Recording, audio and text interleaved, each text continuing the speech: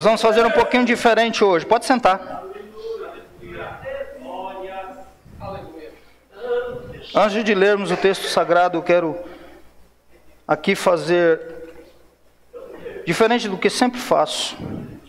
Eu sempre leio o texto e depois eu faço a introdução, mas hoje eu senti de fazer a introdução e depois ler o texto bíblico. Nós estamos numa série de mensagens. Hoje é o terceiro domingo é que nós estamos expondo e falando de um assunto, ou melhor, falando de uma doutrina que é imprescindível para a igreja. Nós, Igreja de Jesus, eleitos, servos do Senhor, precisamos conhecer essa doutrina. Nós estamos falando sobre a vida eterna, ou seja, a doutrina da salvação. Muitos cristãos, eles, além de terem dúvidas, não querem ser esclarecidos, o pior, não sabem quase nada a respeito sobre esse assunto, sobre essa doutrina, que a Bíblia, e não a denominação, e não o pastor A e B, C falam a respeito, mas o que a palavra de Deus, de fato, nos ensina a respeito dessa doutrina. E preocupado com isso, porque hoje nós encontramos crentes de 30 anos de igreja, que se você perguntar sobre se ele compreende, ou se ele pode falar alguma coisa em relação à justificação, ele não sabe dizer. Ele não sabe como definir, porque falta compreensão. E o Espírito Santo tem nos levado, e conversando com o pastor Denis, ele está fazendo as mesmas exposições lá, na primeira igreja. E nós começamos a fazer essas exposições no início desse mês de outubro. Hoje nós faremos a terceira exposição. Nós falamos, queridos, nos nossos encontros anteriores, no nosso primeiro encontro, nós falamos sobre do que nós fomos salvos. Porque muitas das vezes nós não temos a ciência sobre isso. Do que fomos salvos de fato? Muitos acham que nós somos salvos apenas do inferno propriamente dito. Mas de fato a Bíblia nos revela que nós somos salvos da santa ira de Deus. Nós somos salvos da ira de Deus. E no processo, porque a palavra vai nos dizer em vários textos, e eu quero compartilhar alguns com vocês nessa noite, como o Salmo de número 14, o Salmo de número 53, e Paulo vai reiterar isso em Romanos 3, a partir do 19, afirmando que não há ninguém que busque a Deus. Não há nenhum que faça o bem. Não há um justo sequer. Por causa de Adão, nosso representante federal, todos nós fomos maculados. Haja vista, o salmista no Salmo 51, a partir do 5, ele vai dizer que em pecado ele foi concebido, foi formado, e em pecado concebeu a mãe dele. Nós nascemos maculados pelo pecado. Logo, a Bíblia nos considera e nos reputa como filhos da ira, merecedores da ira de Deus. Então, logo, entretanto, nós vamos falar disso mais particularizado daqui a pouco. Nós precisávamos ser salvos, porque todos os homens, não há mérito nenhum, não há nada que possa ser feito pela humanidade para tirar, amenizar, atenuar essa ira do Todo-Poderoso, por causa do pecado. Nós somos ainda hoje lavados, mas pecadores remidos. Nós ainda pecamos, mas outrora nós estávamos ali vivendo uma vida impenitente de pecados, de transgressão contra a lei do Senhor, e Ele irado conosco. Paulo vai revelar a essência do seu evangelho. Ele diz em Romanos 1,18, porque do céu é manifesto, é revelado a ira de Deus contra todos os homens que cometem impiedade e injustiça, conceber um Deus que não é o da Bíblia, um Deus bacaninha, bondosinho, que compreende você, que fica te chamando de lindinho. Esse não é o Deus das Sagradas Escrituras, viu? Esse é o Deus que a religião criou, que a denominação está criando, que as pessoas estão inventando. Deus está irado com os homens que pecam, e que pecam sabendo que estão pecando contra o Todo-Poderoso. E é disso que fomos salvos, da ira de Deus, porque Ele pode cobrar. A lei, quando é transgredida, a exigência da lei é que o culpado seja imputado a ele toda a sua culpa, todo o seu crime. E Deus, por Ele ser santo, não coaduna com o pecado. E por Ele ser justo, Ele tem que ser o justo diante da lei. A lei exige que aquele que transgrida seja punido. É merecedor do castigo de Deus, da santa ira de Deus. Nós somos salvos da ira de Deus e pelo meio, pelo um recurso de que Ele propicia, o próprio Deus propicia o meio, para que Ele não fosse injusto, para que Ele fosse justo. Alguém teve que pagar pelos nossos crimes, e essa pessoa não é nada menos do que o Senhor Jesus Cristo de Nazaré. Sobre Ele Deus imputa os nossos pecados, sobre Ele Deus derrama a sua ira. E quando o anjo apresenta Maria, disse assim, para que ela pudesse se alegrar: ó, agraciada, você vai conceber, ele será chamado Emanuel, e ele vai salvar o seu povo dos seus pecados. Seu povo. Jesus, é Ele que nos salva. E eu disse aqui, que quando a gente fala que precisamos ser salvos, nós precisamos entender o termo. Só é salvo aquele que não consegue se salvar. E aí existem umas ideias de que a gente consegue fazer alguma coisa para ser salvo. Se eu digo que eu preciso ser salvo, eu não posso ter a mesma ideia de que eu faço alguma coisa para que eu possa venha a ser salvo, porque eu já estou sendo incoerente comigo mesmo. Se eu preciso ser salvo, não tem condição de eu fazer alguma coisa para me ser salvo. Só é salvo quem precisa. E nós, biblicamente, olhamos, nós não temos nada que possamos fazer para sermos salvos. Nós não teremos condição de receber essa ira de Deus sobre nós. É por isso que fomos salvos por Jesus. Nós já falamos desses dois assuntos nos nossos encontros anteriores. De que somos salvos e por quem fomos salvos. Hoje nós iremos falar sobre como somos salvos. De que maneira isso se deu. Nós resolvemos falar dos dois primeiros assuntos para que quando nós fôssemos abordar o assunto que vamos abordar hoje, você já tivesse uma clareza, um panorâmico do que a Bíblia diz sobre a doutrina da salvação. Não se assuste, porque eu quero que você desarme o seu coração agora. Eu orei, o Espírito Santo disse: Espírito Santo, é a tua palavra, e eu não tenho compromisso com A, B e C, eu não tenho compromisso com a denominação, eu tenho compromisso com o Senhor Jesus, eu tenho compromisso com aquele que me chamou, e eu vou falar da sua palavra, Senhor, essa que o Senhor me confiou e me deu o privilégio de falar sobre ela. Mas desarme os corações, arranque os tampões dos ouvidos das pessoas, para que essa palavra seja de libertação e não de condenação. Paulo diz que o Evangelho, a palavra, ela tanto é vida quanto é morte. Ela é tanto para salvação quanto para condenação. O meu voto e a minha esperança, a minha expectativa no Senhor nessa noite, é que essa palavra seja de restauração, de edificação, de transformação, de libertação e de salvação.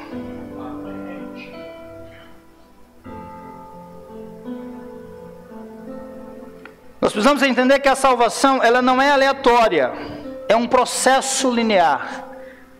Tem uma ordem estabelecida. tem um motivo e uma forma de acontecer, de se desenrolar. E é isso que nós vamos falar. Eu quero te convidar a abrir sua Bíblia na carta de Paulo aos Romanos, capítulo de número 8. Você pode ficar sentado, não precisa se levantar. Nós vamos ler a partir do 28 até o 30.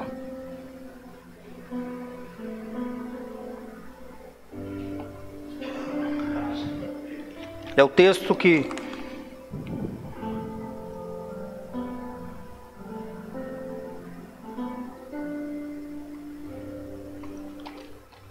Carta de Paulo aos Romanos, capítulo 8, a partir do 28.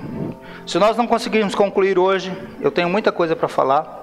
Ok, está projetado para vocês saberem que eu estou lendo a Bíblia.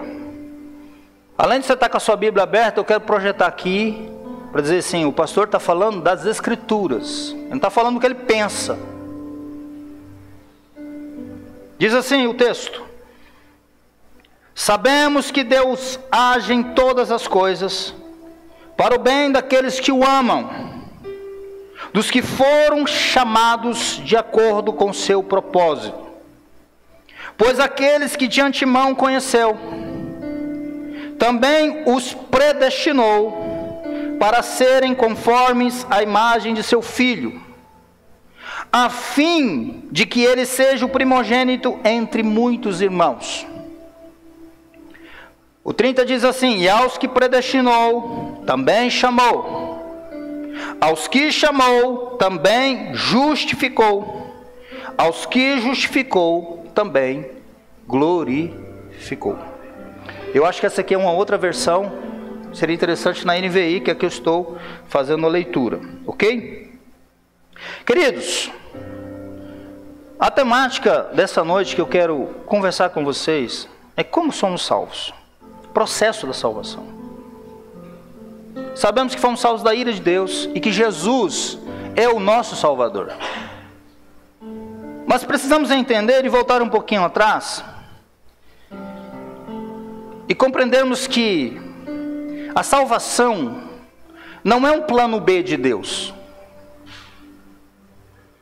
Olha, o Adão, no seu livre-arbítrio, que hoje todo mundo acha que tem, né? No que se diz respeito à salvação, nós não temos. Nós temos livre agência. Você escolhe vir aqui hoje, você escolhe levantar e ir embora.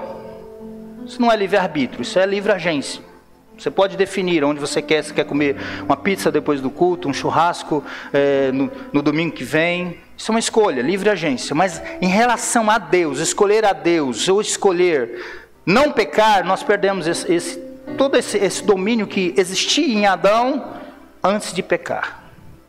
Então Adão peca, e para muitos a salvação ou a promessa de Jesus é algo que era um plano B de Deus. Não, na verdade, Deus, ele antes de criar qualquer coisa, qualquer ser vivente, o mundo, Adão ou o jardim, ter plantado o jardim, Deus já tinha arquitetado, planejado a salvação. Isso a Bíblia nos ensina. Não foi um recurso para remediar um erro do homem. Não é isso que a Bíblia ensina. Nós sabemos a necessidade da prova para mostrar que a graciosidade de Deus. O homem pecou sem ter inclinação para pecar. Adão é o único que poderia dizer: eu vou pecar ou eu não vou pecar. Você não pode fazer isso. Fala para mim, você vai dizer amanhã: eu não vou pecar. Aí 6 horas da tarde você computa quantos pecados você cometeu. Você consegue não pecar? Nós somos pecadores porque nós temos a natureza pecaminosa. Adão poderia não pecar. Ele não tinha inclinação para o pecado, como eu e você temos. Mas ele resolve pecar. Ele deu crédito à voz de Satanás e peca contra o Deus Santo. Deus poderia ter aniquilado, acabado com ele. Sim ou não? Podia. Ele diz: o dia que você comer, que você me desobedecer, que você transgredir minha lei, você vai morrer. Mas Deus foi gracioso. Lei e graça, está lá em Gênesis. Deus não agiu assim com os anjos. Os anjos pecaram e Deus os destituiu, os sentenciou à perdição eterna. Mas o homem, Deus, por causa do seu plano eterno, quis ser gracioso. E o dia que nós entendermos isso, nós vamos mudar a nossa forma de ser cristão. O dia que nós entendermos isso, o cristianismo vai ser um modo de vida. Não vai necessidade de ninguém ficar falando nada para você. Você não vai perder um culto, você não vai perder um insight, você não vai perder uma visita. Você vai orar, você vai jejuar, você vai ler a palavra, você vai ter prazer de estar na presença de Deus. O dia que você entender isso.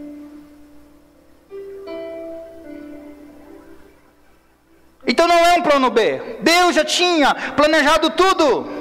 Deus só queria mostrar, mesmo o homem sendo do jeito que é, eu sou gracioso. E eu vou ser porque eu quero ser e eu posso ser. E ninguém tem nada a ver com isso. A palavra diz que Deus resolve fazer isso para revelar nas gerações futuras a sua maravilhosa graça. E aí Paulo falando a esses irmãos, porque Paulo vai tratar do Evangelho. O Evangelho é aquilo que Deus faz e não o que nós fazemos. Isso é Evangelho. É a boa notícia de que Jesus realizou a obra que jamais homem algum poderia fazer. E aí Paulo vai falar desse plano, de como acontece a salvação. E o primeiro passo no processo da salvação, entendemos que a salvação não é um plano B, era algo que Deus já tinha arquitetado antes de construir qualquer coisa. A primeira palavra que nós temos aqui, no verso 29, é: pois aqueles que de antemão conheceu. Primeiro ponto é que Deus conhece. O verbo aqui, toda a conjugação no grego, é o verbo aoristo, pretérito perfeito. Lá na eternidade, antes que houvesse qualquer coisa, Deus já tinha visto Adão, Abraão, Isaac, Jacó, Israel espiritual, Pedro, Paulo, Tiago, João, o Zé, a Maria, o Joaquim, o Barnabé. Deus já tinha conhecimento. Por isso que Paulo está dizendo: pois aqueles que de antemão conheceu. O conhecer na Bíblia não é como nós compreendemos, dentro de um contexto sistematizado da palavra. Conhecer na Bíblia é aqueles que de antemão Ele amou. Conhecer na Bíblia é amor, intimidade, relacionamento. Deus conheceu, Deus conhece.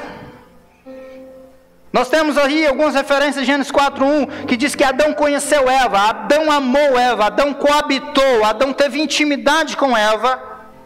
Isso é o termo, o que significa o termo. Mesma coisa, José, em Mateus 1, 24 e 25, diz que ele conheceu Maria, ele amou Maria.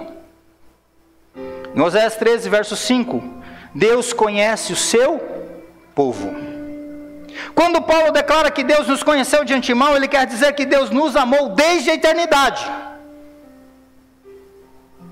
Antes que houvesse qualquer coisa, Deus já havia nos amado.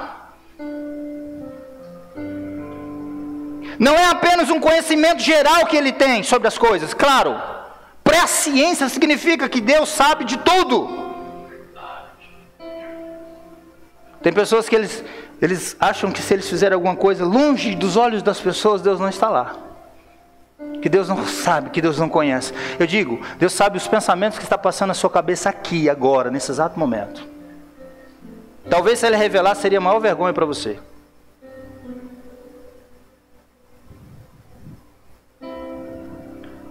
No sentido que nós estamos tratando, claro, Deus conhece todas as pessoas, mas Paulo destaca que Deus amou de antemão. Deus colocou o seu coração em nós desde os tempos eternos.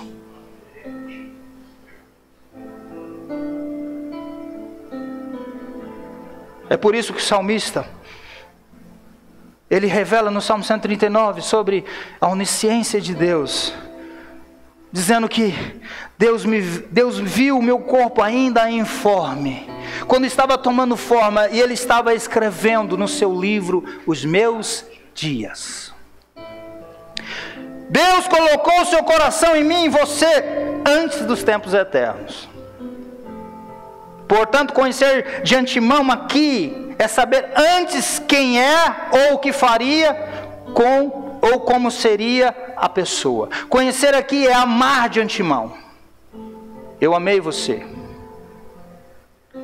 Em 1 Pedro 18:20, Pedro dizendo aos irmãos que estavam fugindo da diáspora, para instigar aqueles irmãos, ele diz: sabendo que não foi com coisas corruptíveis como prata, ouro, que fostes resgatados da vossa vã maneira de viver, que por tradição vocês receberam dos vossos pais, mas com o precioso sangue de Jesus, como de um cordeiro sem defeito e sem mancha, o sangue de Cristo, o qual na verdade foi conhecido ainda antes da fundação do mundo, mas manifesto no fim dos tempos por amor de vós. Deus quis nos salvar simplesmente por amor e não por nos conhecer. Existe aí uma ideia de que Deus nos escolheu porque Ele sabia que nós íamos escolher por Ele. Não, Ele nos amou antes da eternidade. Ele nos conhecia antes de qualquer coisa ser feito ou que vieste à existência. E 1 João 4,19 diz que Ele nos amou primeiro. Nós amamos porque Ele nos amou primeiro. Você só pode amar hoje a Ele. Você só pode amar a igreja, os irmãos, porque antes de qualquer coisa, Deus nos amou. Eu e você jamais teríamos condição de amar a Deus. Em nossa natureza, não há essa prerrogativa. Tiago 1,16 vai dizer: não vos enganei, meus amados irmãos. Toda boa dádiva e todo dom perfeito vem do alto, descendo do Pai das luzes, em quem não há mudança nem sombra de variação. Romanos 8, verso 8, Paulo diz assim: quem é dominado pela carne, ou seja, a natureza adâmica, o velho homem, não pode agradar a Deus. Nós não poderíamos ir a Deus, e ninguém pode, se Deus não o encontrar primeiro. Tem muitas pessoas que dizem: eu encontrei Jesus. Você não encontrou Jesus, meu filho.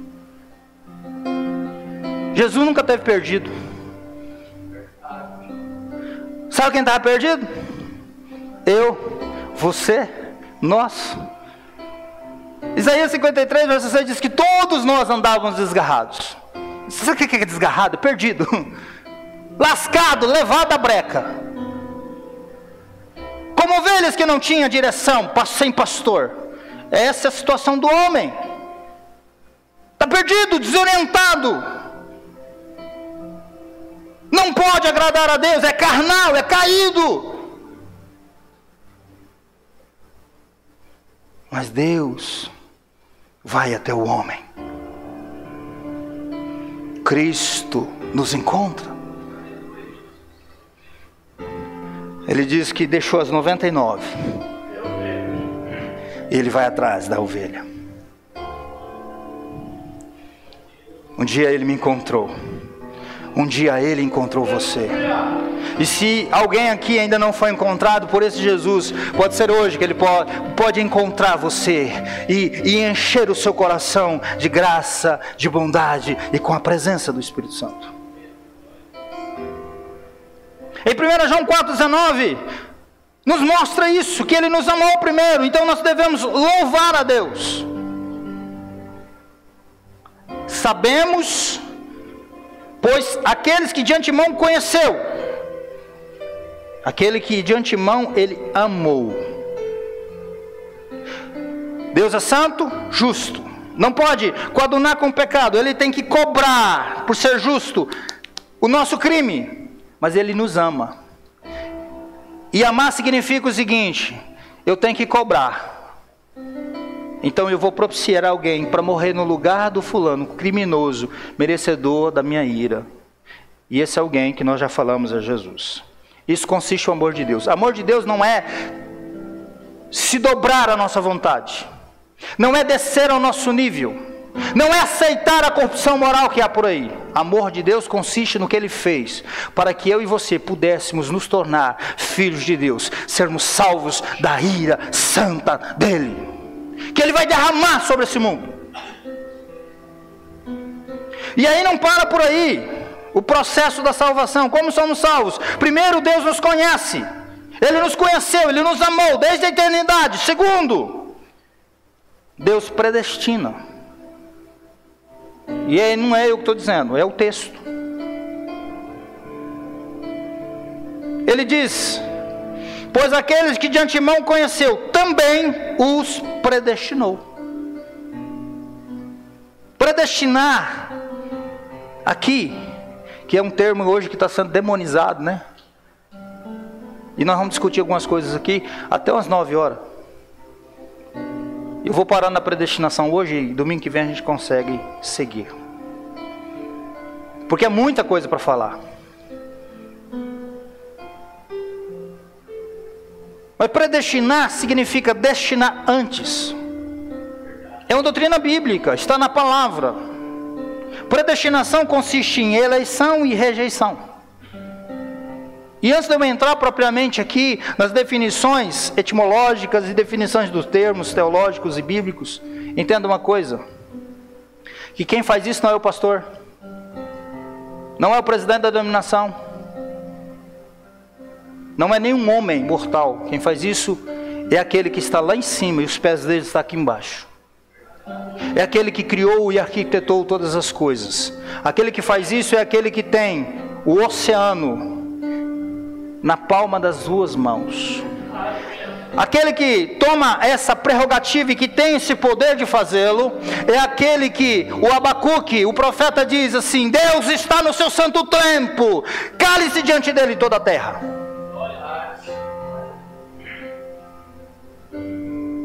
É esse Deus que toma essa decisão.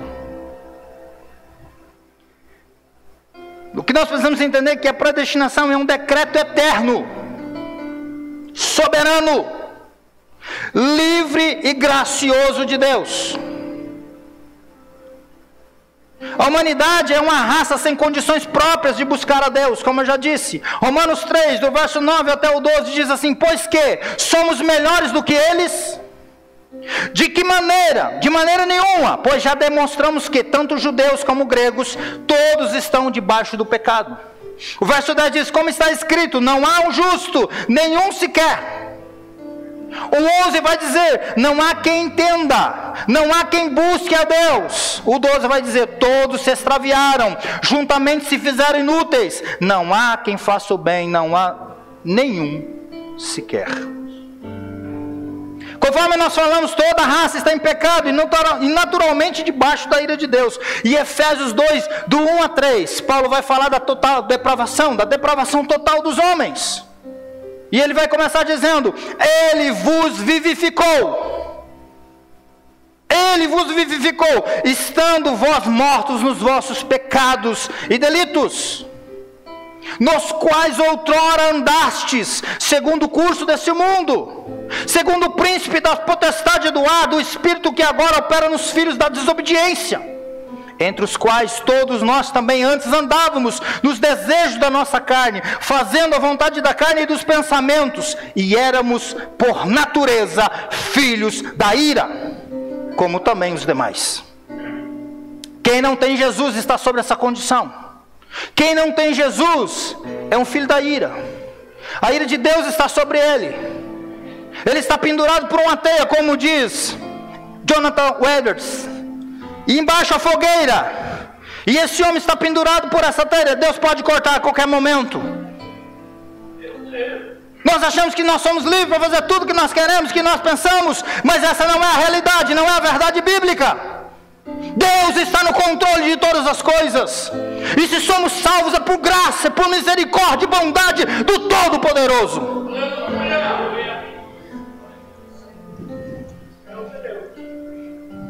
Vale lembrar que essa condição natural pecaminosa não vem da prática do pecado, mas da nossa natureza adâmica. O homem, sem que Deus regenere o seu coração, ele é como um carro desalinhado. Ele só busca o abismo, ele só busca o pecado, ele só quer a transgressão. Se Deus não intervir, ele jamais olhará para Deus e se arrependerá dos seus pecados. É por isso que a salvação não é mérito do homem. Se dependesse de nós para sermos salvos, todos nós seríamos lançados de ponta cabeça nos quintos infernos. Desculpa a forma que eu falei, mas essa é uma verdade. Ah, mas eu quis Jesus um dia. Você quis? É mesmo? Por que você quis?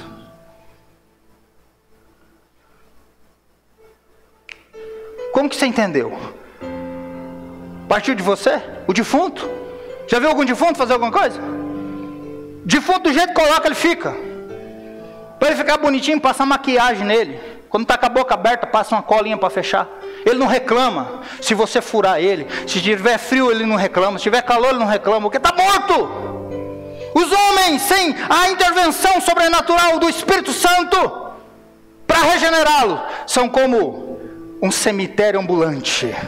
Aqui jaz o defunto fulano de tal.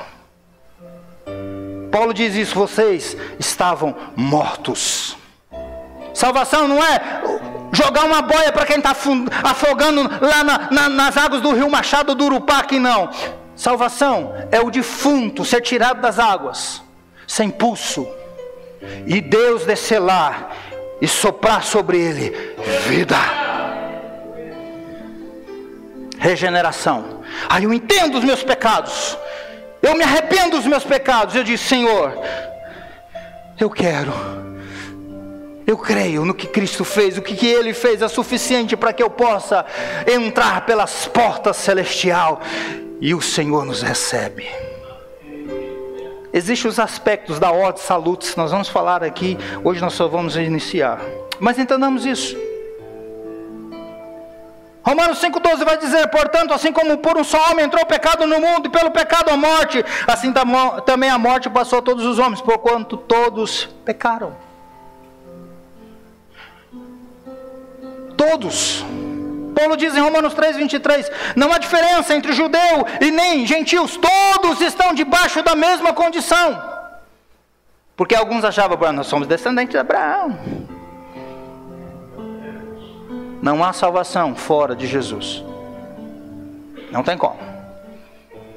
Não tem a questão da lei, observância de regras, legalismo. Nada pode nos levar ao céu se não for Jesus Cristo. João 14,6 ele diz: eu sou o caminho, eu sou a verdade, eu sou a vida. Ninguém vai ao Pai a não ser por mim. Essa era a condição do homem. Mas aí Deus, por seu amor e graça, olhou para esse grupo imenso de perdidos e quis. Ele resolveu, deu vontade de salvar alguns. Aí uns falam assim: mas esse negócio aí, Deus é injusto. Vamos ler na palavra se Deus é injusto. Mesmo se eu e você merecêssemos o céu. Você merece o céu? Você é bonzinho assim, a ponto de... Porque hoje criou essas crenças culturais, né? A gente fala assim: se fulano não for para o céu, ninguém vai. Essa é a voz do Satanás falando na boca da pessoa. Porque coloca o quê? A pessoa, às vezes uma pessoa que está lá vivendo, passando necessidade, toma umas porradas, uns pedala robinho. Aí você fala: está sofrendo demais, essa merece ir para o céu. O céu não é mérito de um homem não, nós merecemos o inferno, a ira de Deus sobre nós. É isso que a Bíblia diz. Nós vamos para o céu por causa de graça, por causa de misericórdia e de bondade de Deus. Ninguém aqui merece o céu. Mas eu sou bonzinho. É? Você é bonzinho mesmo? Até as nossas boas obras, hora ou outra, está maculado pelo pecado. Sim ou não? Ah, legal, graças a Deus vocês estão entendendo.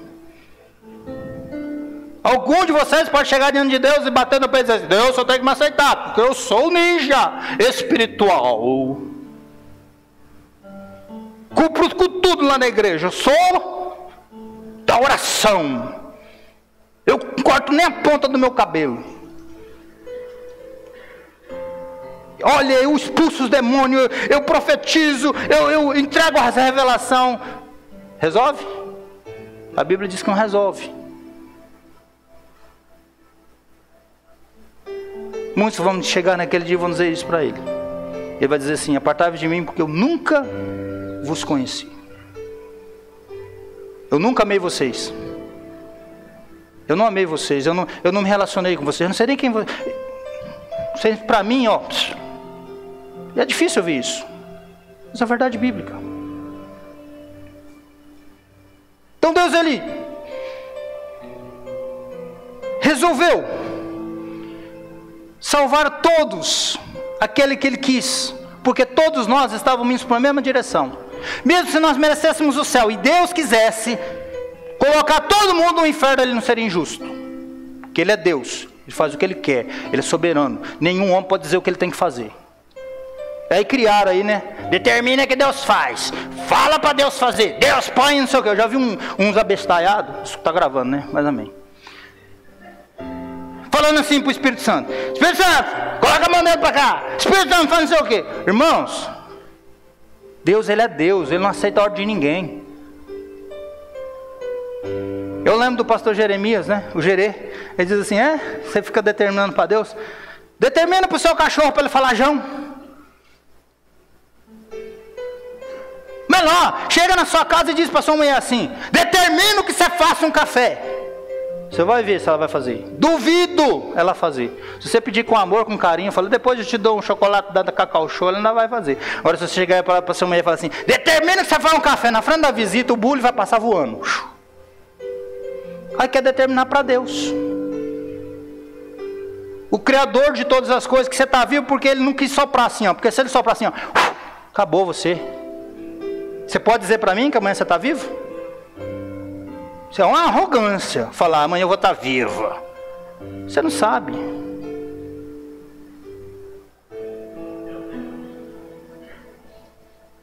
Ninguém aqui sabe, ninguém pode dizer: eu quero estar vivo amanhã. Tem muita coisa para mim fazer amanhã, como você. Mas certeza, nenhum de nós temos. Nenhum temos. Porque a nossa vida está na mão dele.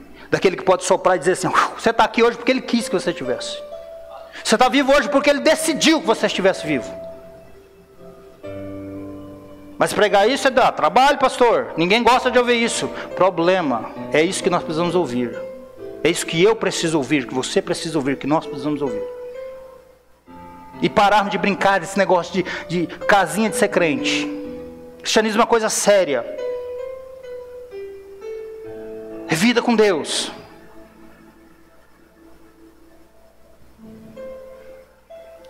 Então, se nós merecêssemos o céu, se Deus não quisesse fazer isso, ele podia fazer. Entendeu? Isso aí ficou claro para vocês? Mas ele resolve fazer o seguinte: todos estão caminhando para o abismo, todos estão indo para o inferno, porque merecemos o inferno. Ele resolve salvar quem ele quis. É igual você quando vai fazer um churrasco, compra aquela picanha do Lula. Você leva toda a igreja, meu filho? Hã? Você leva quem? Qual pode me incluir na lista? Eu não gosto da picanha do Lula não, mas se levar outra picanha maturada, pode me chamar, que eu vou. Mas você convida quem? Quem? Você?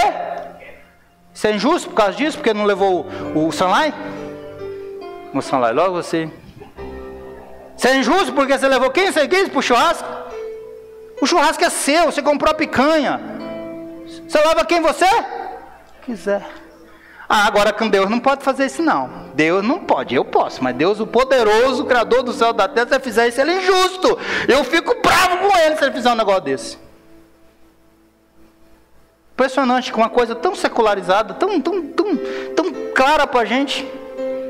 Nós podemos, Deus não pode. Sabendo que todo mundo está indo numa direção perdida. E ele manifesta graciosamente, porque ele tem que cobrar o pecado. Não há na salvação injustiça, filho, filha de Deus. Na salvação tem graça ou justiça. Graça ele manifesta na quem ele quer escolher e salvar. Nós sabemos que nem todos vão ser salvos. Justiça é naquele que ele decidiu não salvar. E entenda que ele pode fazer isso, porque ele é Deus. A salvação pertence a ele. Jonas capítulo 2, 9 e 10. Jonas está no vento da baleia. Deus mandou o vento. Deus mandou tudo. Você lê Jonas, é soberania de Deus. Deus fez tudo. Deus mandou o peixe. Deu ordem para o peixe engolir o Jonas. E lá no ventre, Jonas ora. E no final da sua oração ele diz: a salvação pertence a Deus. É tanto que mesmo que a gente não acredita assim, a gente fica orando para Deus salvar. Então para de orar. Se você não acredita, não ora para Deus salvar mais ninguém. Se você não acredita que Deus salva, que é o cara que decide, que é você que tem condição de se salvar, não ore para Deus salvar mais. Pare com essa oração, porque essa oração é hipócrita. Você está orando uma coisa que você não acredita. Você tem que orar naquilo que você acredita. Se eu oro para Deus salvar, porque eu entendo biblicamente que a salvação pertence a Ele. Ele salva sim. Eu não sei quem, não sei quando e como. Como eu sei? Pela pregação do Evangelho. Mas Ele vai salvar, Ele salva. É por isso que eu oro todos os dias: Senhor, salva. Manda, Senhor, os seus. Salva, Senhor, usa essa igreja para anunciar o Evangelho. E o Senhor salva os seus. O Senhor rebanha as tuas ovelhas, Senhor, e traga para a sua presença. Deus então decide. Olhou para um grupo imenso de perdidos e quis, resolveu, deu vontade de salvar. Sem que esses desejassem, sem que esses merecessem, sem justiça ou mérito próprios, sem distinção de raça, cor, condição social, religião. Ele em seu amor, em sua graça, seu poder e sua soberania, resolveu salvar alguns. E a esses ele predestinou, pois esses perdidos jamais teriam condição de escolher a Deus. A iniciativa da salvação sempre é de Deus. Não há em nós condição alguma para tal. Primeiro Ele nos amou. Ele que busca o perdido. É Ele quem escolheu. João 15:10. Não foi vocês que escolhestes a mim, mas eu escolhi a vós outros, e vos designei para que vades e deis frutos, e o vosso fruto permaneça. Esse quem o Senhor escolhe, de fato frutifica para o reino. Frutos de arrependimento, fruto do Espírito Santo, amor, benignidade, longanimidade, domínio próprio. Isso daí. Porque tem um monte de gente que, eu sou de Jesus, canta até aquela música do lado, eu sou de Jesus. Mas o testemunho é uma treva, é um trevoso, nunca conheceu o Senhor, nunca foi regenerado.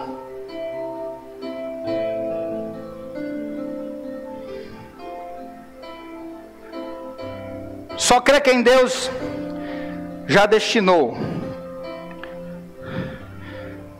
aqueles que entendem a palavra de Deus. Atos, capítulo 13.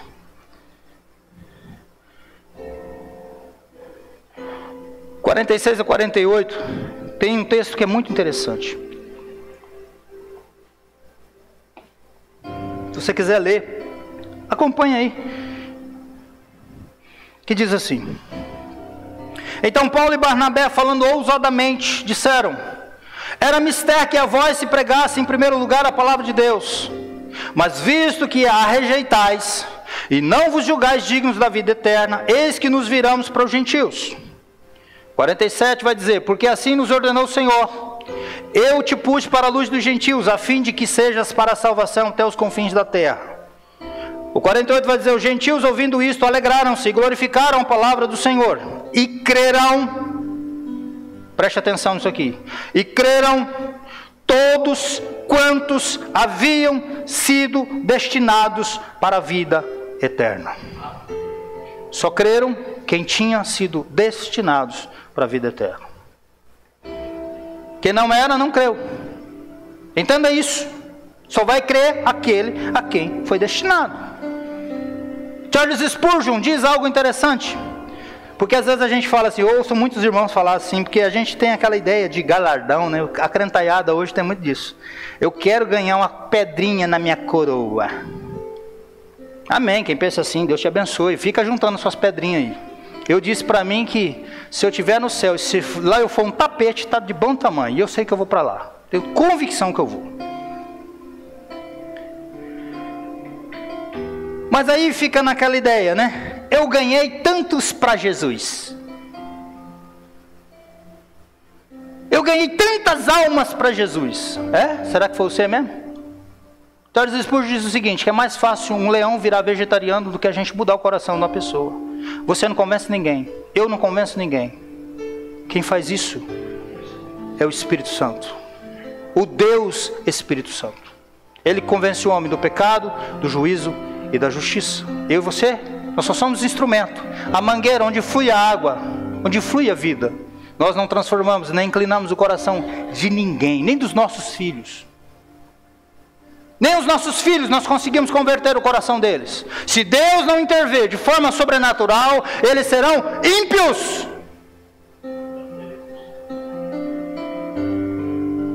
Nós não temos esse poder. Aí tem gente que fica aí, eu ganho, e fica computando ainda. Eu não conto não, irmãos. Nunca contei. Eu nunca salvei ninguém. É a história do Billy Graham, né? O Billy Graham entra num avião, entrou um cachaceiro, um pudim de cachaça do lado dele, olhou. Aí, evangelista do Billy Graham? Uhum. Sou eu. O senhor que me converteu. Ele falou assim, tô vendo. Fui eu mesmo. Porque se fosse o Espírito Santo, você não estava do jeito que você está. Se fosse o Espírito Santo, você era crente.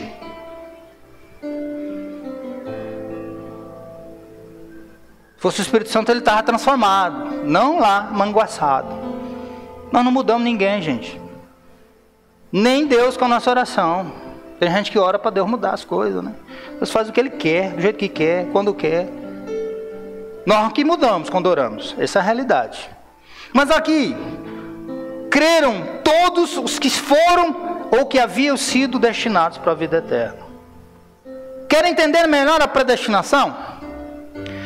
Não vai ser reclamando, ficando bicudinho, bravinho, discordando, se escandalizando, demonizando as coisas. Não vai ser assim que você vai entender. Porque assim você não vai conseguir. Você precisa se voltar para a palavra de Deus. Será que a palavra de Deus ensina essa doutrina? Ou essa doutrina do Satanás, do diabo? Como se fala por aí? Salvação. Quem pertence à salvação?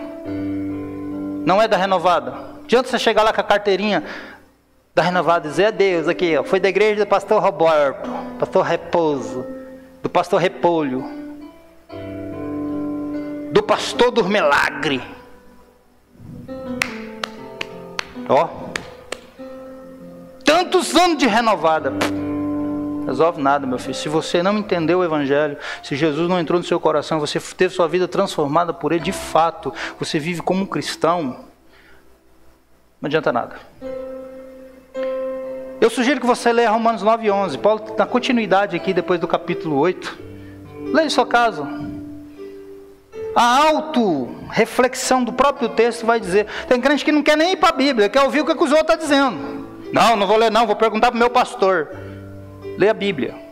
A Bíblia vai te dizer para você de fato o que ela ensina sobre essa doutrina.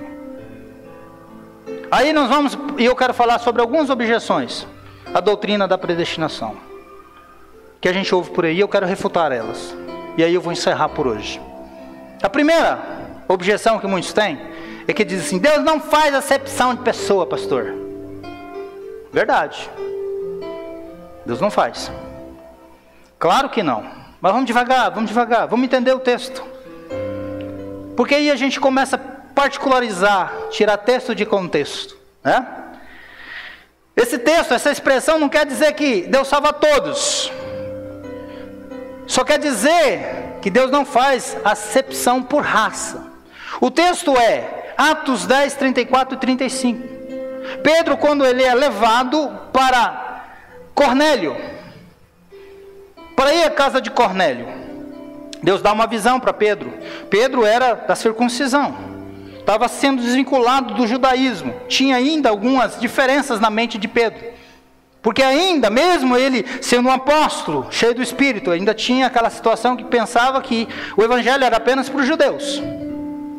Aí Deus coloca no lençol vários animais imundos.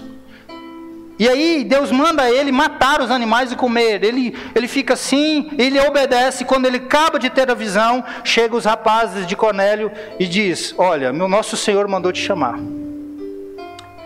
Aí aqui em Atos 34, 35 diz assim: então Pedro começou a falar: agora percebo verdadeiramente que Deus não trata as pessoas com parcialidade, ou seja, com acepção.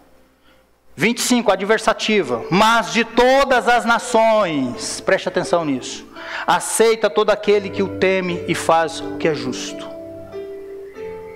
Está muito claro o texto. De que sentido Deus não faz acepção? Deus salva o rico, o pobre, o preto, o branco, o bonito, o feio. Olha eu aqui.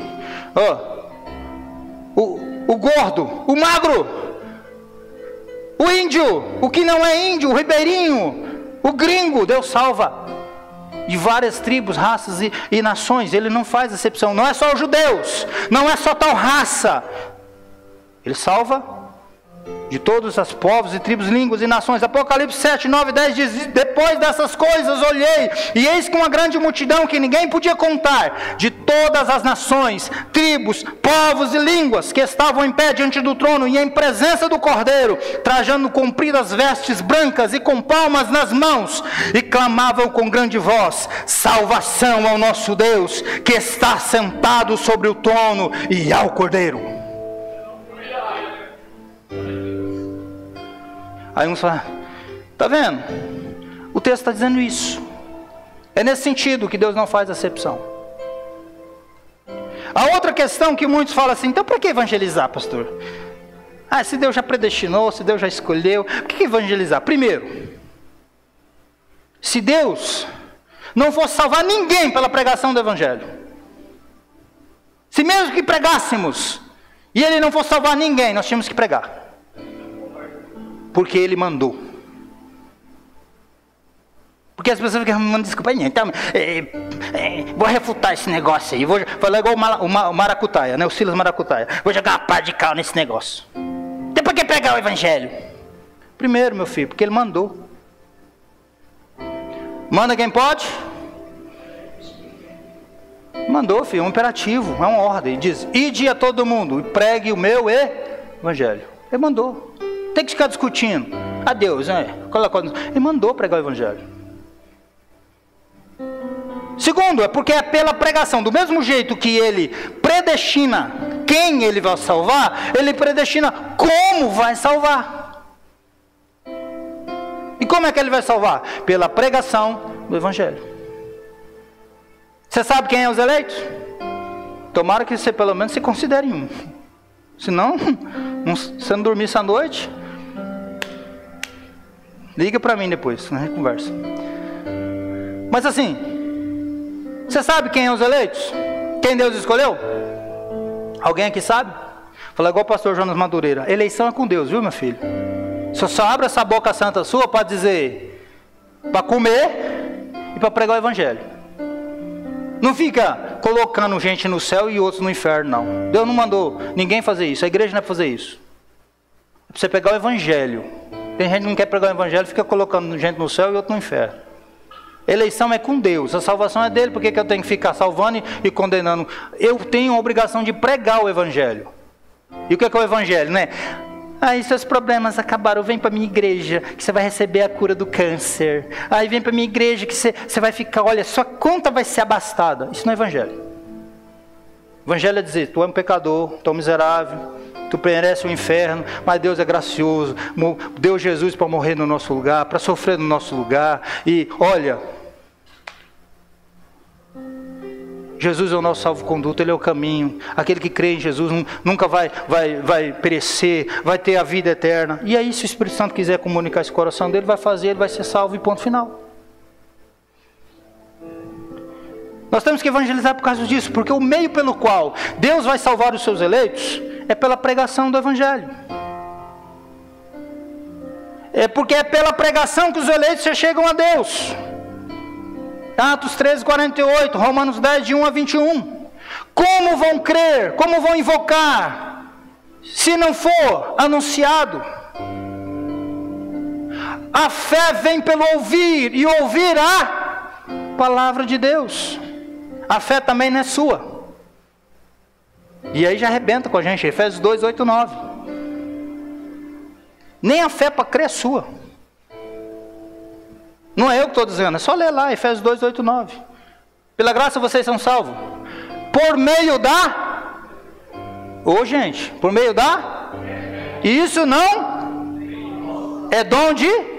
Até a fé para crer que Jesus é o Salvador, não é sua, não é minha, vem de Deus. Então ouvir, a fé vem pelo ouvir a palavra de Deus. Missão, a gente está falando de missão, por isso nós temos que pregar o Evangelho. Para os eleitos de Deus, crer. Deus fazer com que eles ouçam o Evangelho e venham crer no Evangelho. E dizer, eu não preciso fazer. Porque o problema é no mérito, né? Eu quero fazer alguma coisa. Quando foge do nosso controle, irmão, a gente fica preocupado. Como assim, pastor? Eu tenho que fazer nada para ser salvo. Calma aí. Para ser, não. Você tem que fazer porque você é. Porque tem uns que diz que é e não faz nada. Esse também não foi. Não é salvo também não. Não é para ser. A base da nossa salvação não é as obras, gente. Nunca foi. Fosse assim, Jesus precisava ter vindo, morrido na cruz. A lei não resolveria o problema? Se fosse por obras, a lei resolveria o problema. Paulo diz que diante da lei, a lei veio para nos deixar todo mundo mudo, tanto os judeus quanto os gentios. Ninguém consegue cumprir a lei. Jesus foi lá e cravou na cruz a sentença que nos era contrária. A lei que nos sentenciava. E Jesus cumpriu. Então ele é o meio pelo qual nós somos salvos, pelo qual nós podemos ser salvos. Então nós temos que pregar o Evangelho. E o Evangelho é Jesus. O Evangelho é Cristo. Certo? E outra coisa, um exemplo claro. Você trabalha numa loja aí você sabe que tem uns caras que não pagam nem a luz para dormir. Seu patrão chega lá e pega aquelas notinhas que já está aquele monte de carimbo assim, tantas vezes você ligou e fala para você assim, cobra o fulano. Você olha, o seu patrão fala assim, ele não paga. Eu já liguei umas 300 mil vezes. Mas você liga, não liga? Por que você liga? Porque o seu patrão mandou. Então você prega porque Deus disse, é para pregar. O resto é com ele. Não depende de nós. Eu estou pregando aqui, que ele mandou pregar, que está na Bíblia. Se você vai acreditar, não é comigo. Se você vai mudar, não é comigo. Isso é com o Espírito Santo, é com você e Deus. A minha oração é para que essa mensagem seja de libertação para a sua vida, e não para condenação. Essa é a minha oração. Mas eu não vou mudar você.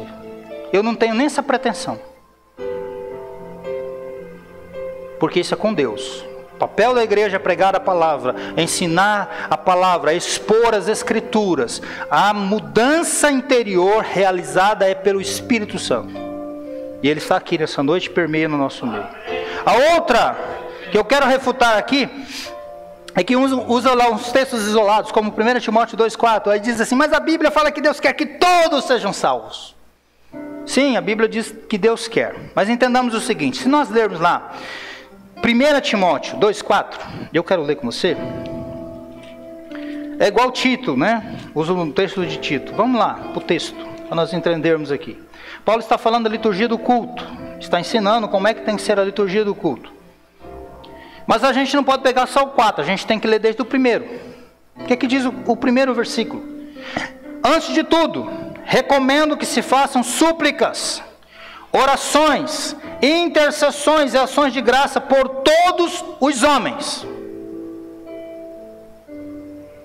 pelos reis. Aí ele fala quem é esses homens, tá? Porque assim, se a gente não pegar o contexto, a gente vai achar assim, poxa vida, eu vou ter que orar então pelos africanos, pelos americanos. Ele fala quem é os homens aqui. O texto está dizendo, eu não posso ignorar a sequência, a estrutura gramatical do texto. O texto continua dizendo, por todos os homens.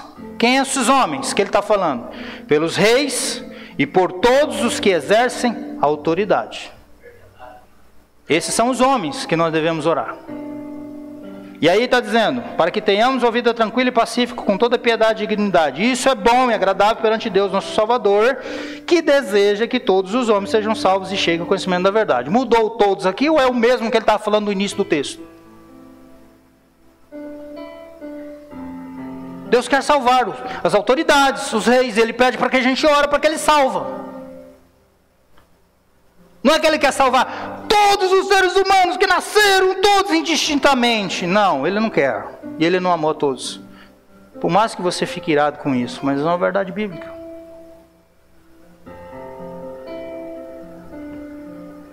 Ah, mas Deus amou o mundo, pastor. João 3,16, que é o mais usado, né? Sim. Mas que mundo que ele amou? Ele estava falando do quê? Primeiro ele estava conversando com Nicodemos. Você já leu lá o texto? Você só já leu o texto, o verso 16. Se você ler do início do capítulo, ele está conversando com Nicodemos. O Nicodemos tinha a ideia de que era algo muito próprio dos judeus. Ele tinha essa mentalidade do alcance aos judeus. Mas aí o Senhor Jesus mostra para ele que não era só para os judeus, mas para os gentios também. O mundo aqui é tribos, povos, línguas e nações. E no texto também, mundo aqui é aquele que crê.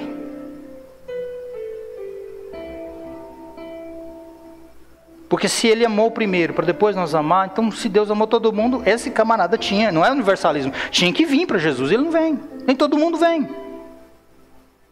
Eu vou ter um problema se eu não entender isso, eu preciso olhar o contexto.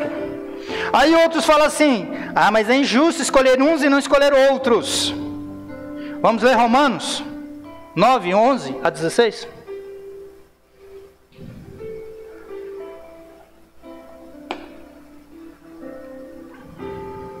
Que diz assim: pois não tendo gêmeos ainda nascido, nem tendo praticado bem ou mal, para que o propósito de Deus, segundo a eleição, permanecesse firme, não por causa das obras, mas por aquele que chama.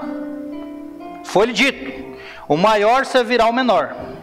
Como está escrito, amei a Jacó e aborreci a Esaú.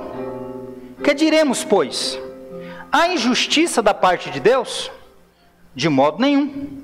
Porque diz a lei, ou porque diz a Moisés, terei misericórdia de quem me aprouver ter misericórdia, e terei compaixão de quem me aprouver ter compaixão. 16 diz assim, assim pois, isto não depende do que quer nem do que corre, mas de Deus que usa de misericórdia. Está nas nossas mãos, nunca teve. Eu sei que a gente quer ter controle de tudo, né? Mas nunca teve. Não é injusto. A Bíblia diz que, Paulo falando que Deus tem vasos nobres e vasos desonrosos. Provérbios vai dizer que Deus faz tudo com um propósito, até os ímpios, para o dia do juízo. Ele pode sim fazer. O problema é que a gente fica encasquetando com uma pessoa que a gente não pode encasquetar. Eu disse aqui que o pior inimigo do homem não é nem o Satanás. O pior inimigo que o homem possa ter é Deus. Ah, pastor, que coisa é essa? Isso é heresia? Não, não é heresia. A Bíblia diz o seguinte, que aquele que ama o mundo torna-se inimigo de Deus. É a Bíblia que diz. Você já pensou? Outros dizem assim, só Deus pode me julgar. Aí eu pergunto, e isso não te assusta? Isso não assusta você?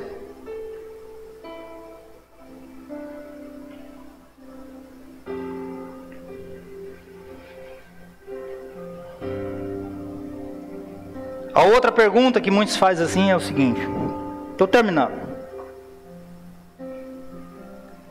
Ah, então quem foi chamado pode viver de qualquer jeito, porque de qualquer forma será salvo. Existe, irmãos, o seguinte, aí tem outra palavra que demoniza, eu não gosto de falar muito ela não, prefiro falar o que tem na Bíblia, né?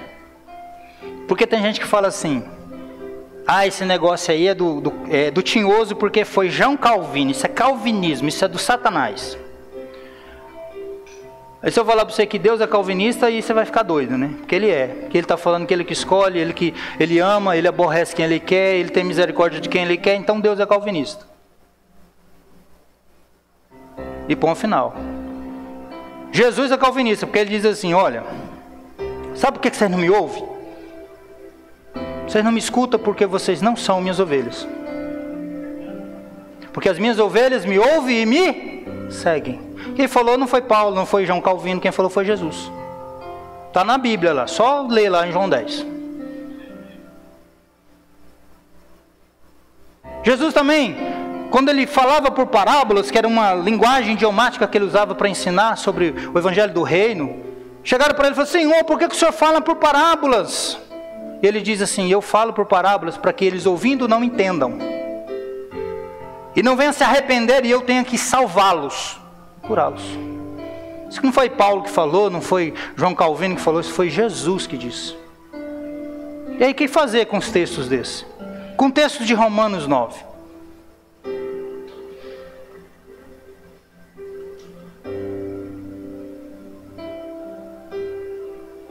Aí tem um tal de hipercalvinismo aí que diz o seguinte. É o seguinte, eu sou eleito, então eu vou viver do jeito que eu quiser, que no último momento, na hora de eu bater as botas, pular o corguinho, Jesus me salva. Não. A Bíblia não ensina isso não. Você não vai encontrar termo calvinismo na Bíblia, mas a Bíblia diz o seguinte. O eleito, o salvo, é chamado a santidade, meu filho. E ele é chamado à santidade, ele ama andar em santidade na presença de Deus, simples assim. Se a Bíblia diz que o seguinte, seguir a paz com todo e a santificação, sem a qual ninguém verá a Deus. Em Efésios 1:4, Paulo diz assim, porque Deus nos escolheu nele, nos escolheu em Jesus, antes da fundação do mundo, ou antes da criação do mundo, e Ele nos escolheu para sermos santos e irrepreensíveis em Sua presença. O eleito vive como eleito, o salvo vive como salvo. Se você vê uma pessoa que diz, eu sou salvo em Jesus Cristo, eu acredito em predestinação e vive igual um Belial, ele não encontrou ainda a compreensão do Evangelho, ele ainda não foi regenerado, ele não é um salvo em Cristo, ele não é um eleito em Cristo. Pode até ser um eleito e depois vir se transformar, mas naquele momento não está sendo. Muitas pessoas dizem, então isso, né? A pessoa vive do... Não é permissão. Evangelho, a graça é permissão para pecar, não. Que o eleito foi eleito para viver uma vida santa, uma vida de comunhão com o Senhor, uma vida de entrega à palavra do Senhor. Viver parametrizado pela palavra. Tem um monte de crente aí do fogo, do poder, mas que o testemunho é uma treva. Compra, não paga, caloteiro, briguento, embaçado, injuriador, fala mal dos outros, não é pacificador, rasga a Bíblia. A Bíblia está dizendo que o santo, o eleito, vive como santo. Ele vai olhar para as Escrituras e dizer assim, a minha vida tem que ser normatizada por isso aqui. E olhar para o púlpito e ver se isso aqui está saindo do púlpito. A outra, para finalizar aqui. Uma vez salvo, salvo para sempre. Verdade. Tem um monte de crente achando que o anjo anda atrás dele com o livro da vida, com a borracha e um lápis.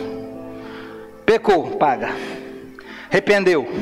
Tem um monte de crente que dizendo assim, Jesus não pode vir essa semana não. Jesus vem essa semana, eu estou frito na banha de macaco. Tem que esperar mais uns 30 dias para Jesus voltar, porque a minha vida está meio assim. Meu filho, você está pensando em obra, em mérito. Que dia? Por mais o santão aqui hoje, o santão que jejuou hoje, que foi na escola bíblica, que orou, que leu a Bíblia, fez igual eu, ficou chorando à tarde no gabinete, lendo a Bíblia, falando, Senhor, eu tenho que pregar isso aqui mesmo, Senhor. Quantos pecados você pegou hoje? Até chegar no culto, ou depois até daqui dentro que entrou aqui. Nossa, que hino. Olha a boca daquele povo cantando, olha a careta. Aí nós dá uma dançadinha assim, olha lá, para que aquilo? Na hora do culto. Sou mais santão, quantos pecados hoje? Se for assim, rapaz, fica difícil ser salvo, né? É por isso que nós não somos salvos por causa de mérito. Somos salvos por Jesus. por aquilo que ele fez. Uma vez salvo. 1 João 5,13. João dizendo assim: eu escrevi essas coisas para que saibais que tendes a vida eterna. E a vida eterna é esta: Deus nos deu Jesus. Quem tem um filho tem a vida. Quem não tem um filho não tem a vida. João 10,28 diz: eu lhes dou a vida eterna. Jesus está dizendo: eu dou a vida eterna para vocês. Dizendo: e elas jamais, as minhas ovelhas jamais perecerão. E ele diz: ninguém as poderá arrancar da minha mão, nem você. E eu vou finalizar com isso. Sabe aquele dia que você está desanimado de tudo? Porque, irmãos, fé não é um salto no escuro, não. Hoje você está lá em cima, amanhã você pode estar no vale. Não é só voando nas alturas, não, que o crente anda, não. Tem dia que você está no vale, está angustiado, está meio que depressivo, está chorando, você está ali. Tem dia que você fala assim: não aguento mais. Vou abandonar esse negócio de ser crente. Vou abandonar ministério. Primeiro que eu encontrar, eu vou pecar. E sai decidido. Não dá nada certo. Tem alguém te cuidando de você. Não passa por aqui, não passa por ali. Sabe, nem você mesmo sai das mãos daquele que te trouxe para Ele. Ninguém poderá arrancar da mão do Senhor. Se você já teve essa prova, entenda isso. É dele, ninguém toca. O maligno não toca. O mundo não toca você. Pode ser afligido, perseguido, injuriado, maltratado, mas o Senhor, Ele está com você. Ele é aquele que te apacenta, é aquele que te alimenta, é aquele que refrigera a sua alma. Ninguém pode tirar. Se ele tirar a sebe diante de você e deixar que o adversário toca, entenda que ele está com você para que o nome dele seja glorificado. Mas ele cuida, ele preserva, ele limita a ação contrária sobre a nossa vida. Porque ele é Deus, ele é o Senhor. E nos amou de antemão, nos predestinou para sermos salvos em Cristo Jesus.